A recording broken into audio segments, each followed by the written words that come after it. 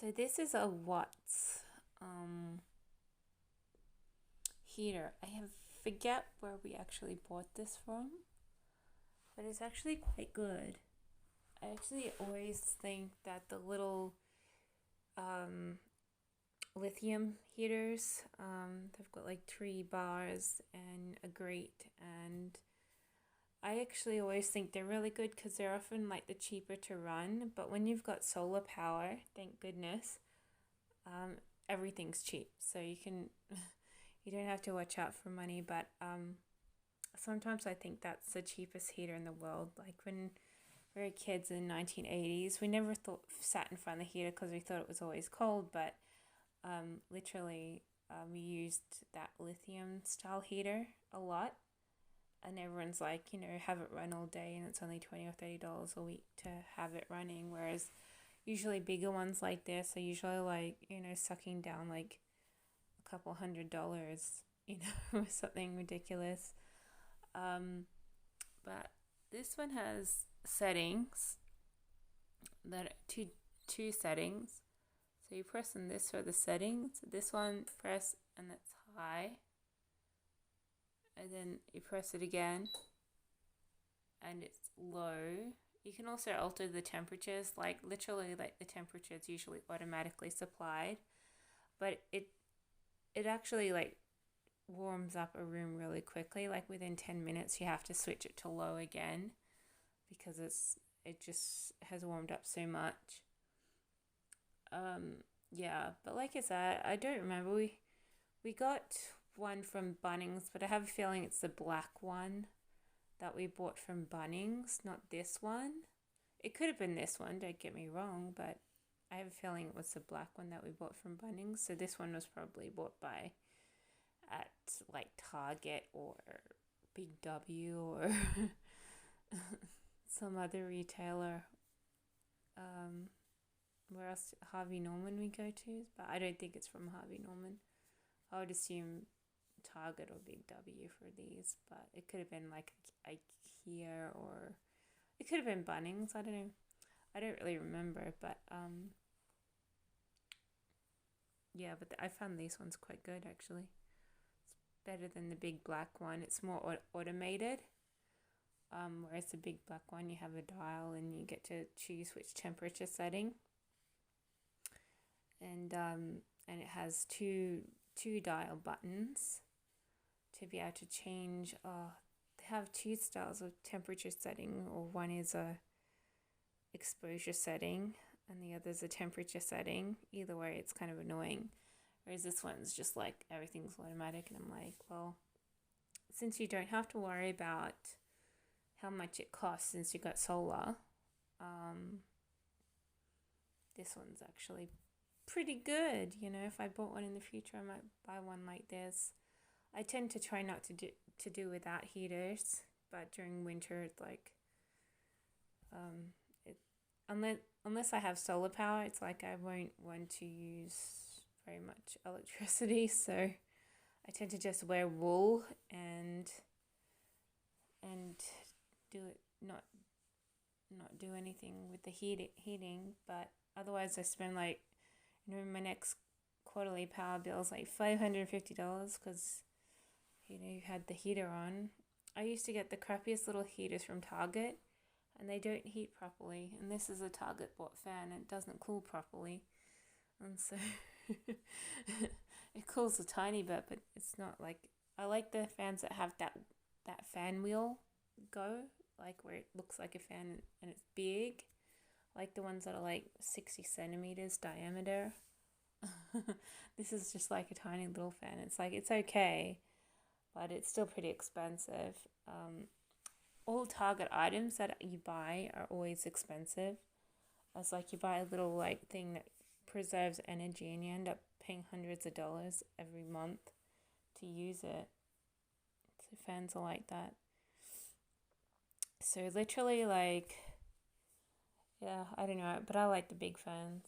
Sometimes when I rent, I go for places that only have solar power, so that you that you don't have to pay for the power that you use because it's so much cheaper. I mean, when you realize you're paying like, an excruciating amounts to use energy. It's like it's pretty necessary that you get an apartment if you're renting, to get an apartment with solar so that you don't have to pay for the electricity that you use, because otherwise you're like going, well, what the hell is this and what the hell is that, so unfair. But ideally, if you do move anywhere, you should be just buying your own place. And I've worked so many places, I don't know where to buy anymore. But ideally, you should just buy like the cheapest whatever place and just put solar on it and be like, yes, this is going to be my home now. But the weather always lets me down, and I find it hard to buy insurance, to keep up with insurance payments. Because house insurance is just super expensive. Like I've had this spiel before, like cheaper house insurances drop you like a bomb when the weather picks up, and then the ones that are left over to insure your house are the more expensive ones, and they just keep climbing their insurance payments until you're spending like thousands, like $3,000, $4,000 a week, $8,000. In some circumstances, it's like you pay thousands and thousands of dollars a week, and it's like excruciating. And it's like, so I find it very hard to own a place because I don't make that much money, and I can't afford exhaustive amounts of payments. But ideally, if you ever get like to millionaire or billionaire standard, you should just rent. But you should just rent and then be like, yes, now I can glide along in a rental, pretty easily. But it's so much better if you can own your own house. And it's like, I haven't found an area that isn't problematic with storms and things. So literally, you're like probably heading off towards the same areas, and it's like, I know I've lived here before, and the storms are always a huge problem, but this is where I'm gonna live now. But I don't know. I still feel bad because when we were moving here, there was this flat. It was like a townhousey flat for $180,000, and and it was for sale, and I was like, I should go see that. But of course, I wouldn't have gotten a home loan at the time. But it's like, that's the only property that I've seen in the last 2 years. Actually, probably the last 5 years. That's super cheap and looks pretty good. And I was like, I wish I could have applied for that, because I would love to be living closer to the city so I can do like my own thing. And like I said, to own your house is better than to rent. But sometimes you do, if you have to like browse through the listings over and over again, but sometimes a house does come up and it's really cheap and it's pretty good. Once I picked up this rundown little cottage house, and I just couldn't afford the house insurance. I mean, on all my properties, I just can't afford the house insurance when the insurance part comes into it. But it was developing to a very nice little cottage. It was like the cheapest. Like, it was really cheap, and it was really run down, but it was sustainable. And it was a nice little house, and I was working on the garden and this and that, and it was turning out to be a pretty good thing. And I think I ended up having to sell it for some reason. I don't remember why. I don't know if people browsed and said, I want that, because people can browse your properties and then the courts let them buy them if they're, to call a house for themselves. And it's very unfair. And the court threatens to take you to jail if you don't want to sell your house. And I don't know whether it was that kind of circumstance or whether I just couldn't afford the house insurance, and so I had to sell it because the bills got too expensive. But it was a pretty good, for something that was really crappy and run down. It's actually pretty good. So Your nice little bargain buy. But yeah.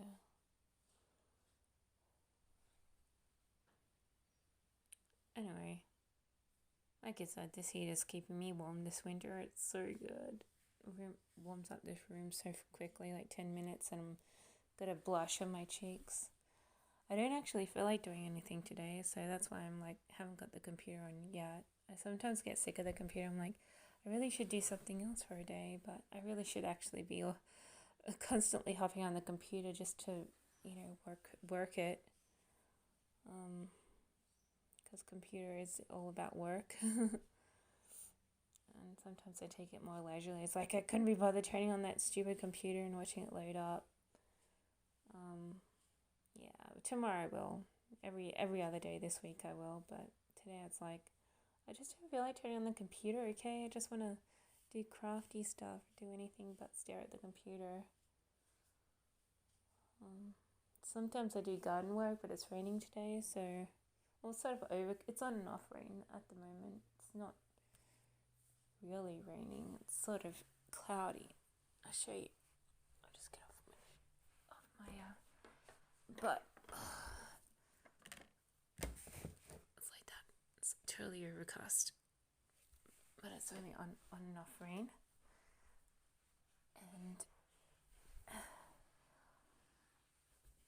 And yeah, I usually do gardening when I don't want to look at the computer, but I don't feel like gardening today. I just feel like being inside. I feel like doing painting, but I'm very limited because like the other person doesn't like me painting. They'll just say, "Oh, don't dirty up my sinks," and so I try to do with drawing instead of painting, but I feel like painting. Wouldn't mind painting like a pretend Monet or something. Just to play around with colors and textures. I've got like a heap of painting stuff in there. It's like no joke. But I just don't use the paints because it's like, don't dirty up my carpet, don't dirty up my sink. You've been painting. I hope you haven't stained anything. But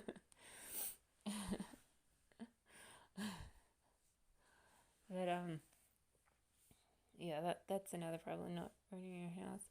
I wish I could just like, all my problems would be solved if I could just win the lotto real big and just bank a heap of cash, and then I'll be like, yes, now I can buy a house, now I can do my website, do a business from home, and I not feel like you're going to be arrested or committing a crime because you're finally getting somewhere in life. Like, yes, now I have the freedom to make choices.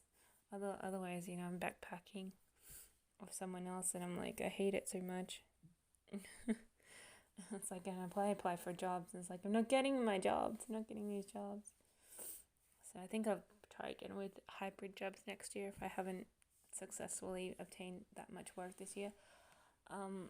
Because I do want to work from home. It's just that I have trouble obtaining 100% work from home jobs a lot.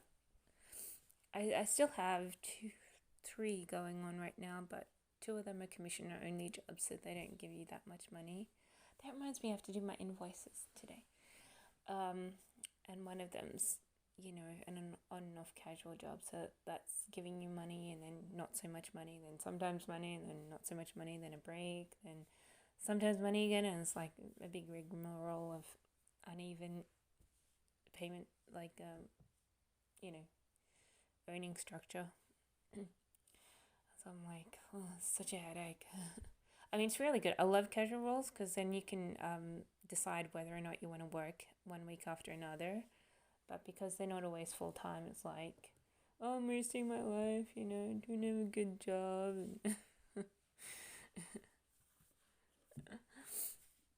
But anyway, I'm going on holidays. My next mode is going on holidays so that I can take a look at the world and visit places I've been meaning to visit for a while, just in case there's opportunities there for me. I was going to say yes, I'll go to Melbourne just to practice flying on a plane and visiting places, because ever since COVID, I've been scared of going anywhere, and it's like, I'm like thinking, I can't go on a plane, I'll get COVID. Oh, I can't go visit another state, I'll get COVID. So then you find that everything's pretty normal. So if you do find a cheap apartment or somewhere that you want to live in another state, it's like you should just be able to pick up your bags and move there, because this COVID's not that big a thing. Like it's normal, like it's like how it was. But I'm trying to stay up here, but I don't know. I felt like sometimes I feel like if I never moved to the other state, I wouldn't have come across all the negative I did. But then I sometimes think, well, but I do like the other state because it's where it could be a cushy lifestyle. So I keep my eye out in properties. Who knows? I might want to live there again. But yeah. There's only really two states that I sort of want to toss and turn living in, unless I found like some place I really like in another state. I'll be like, oh, these two states are usually my first choices, and plus the third choice is this other state that I grew up in, and it's like. But I sometimes feel like if I never left here to live in this other state, I would probably still be in holiday mode, not having come across a lot of negative things, but I was still coming across negative things. That's why I went to leave too. But, I think lifestyle here is better in some ways. You probably won't get bullied or have strange things happen. Like in the other states, like there's a lot of stuff that goes on that you don't believe should be able to happen. And it does. But I was also living with people who think that they can have control over you and this and that. And so if I branched off into my own place and not live with these horrible people, I might be better off. Yeah, so I keep the options open, but I like this state too. It's like I don't mind it as long as I can have my own place. I've come across a lot of negative here too. It's like some neighbors just don't know when to get out of people's yards. Sometimes they feel like they can yell at you if they want to, like they're just in your house living, in one of the rooms. But if I found the right mode of lifestyle, and I found that life was good and easy, I could stay here. But the same with the other state. If I slipped into a lifestyle and found life was good and easy, I'd be having fun. I'd be like, oh, this is the best place in the world to live. I can live here forever. But at the moment, like because I had such a negative time in the other state, I'm sort of aiming to live here in this state for, a long time, thinking that I'm protecting myself from all the bad things that can happen. But I think it's just a mixture of the people that you live around and stuff, and where you live, I think, sometimes. But I do like the other state too. So I'm just, I haven't really found any level of particular comfort in either state, but I just thought, I feel good up here. I hadn't been feeling good in the other place for a while, and I might like to try again settling here a little and seeing how that goes. Ultimately, I think if you can just hunker down and relax and have a good time, some places are more exciting than others, and some places make you buzz and be like, oh, I'm so glad I live here. Other places are like, well, this isn't everything that you want, but it's comfortable and you can relax, and as long as you can have peace and quiet, it's like fine. So essentially, most likely in the future, I'll probably be living in one of these two states. So one or the other, or if I really feel like at loss, I can have an apartment in one and a house in the other, but I don't like to do that. Not unless I'm living close by. Otherwise, I would be like, well, why do I do that? I don't love to travel. I just travel just to keep my travel habits up. I applied for a Velocity card, but I think I've had a Velocity card before, and they're a bit of a rip off when it comes to their fees, because they don't state how much fees that they're going to charge you, and then I think they charge you extraneous fees. So I think I've let go of my card in the past because they just charge you different kinds of fees at different stages and stuff. So, or they were charging you climbing fees, like it might be a lower fee one year, but at another they increase the fees or something like that. I can imagine that's sort of what happened to have me have let go of my Velocity card, but I'm not sure. But I have a feeling it's something like that. And I also got a travel card, and I accidentally pressed a button, and I end up ordering two travel cards. So I'm gonna have one Velocity card and two travel cards. Not like I have any money in my bank. I also need to increase my money flow, and so that my bank fills up, and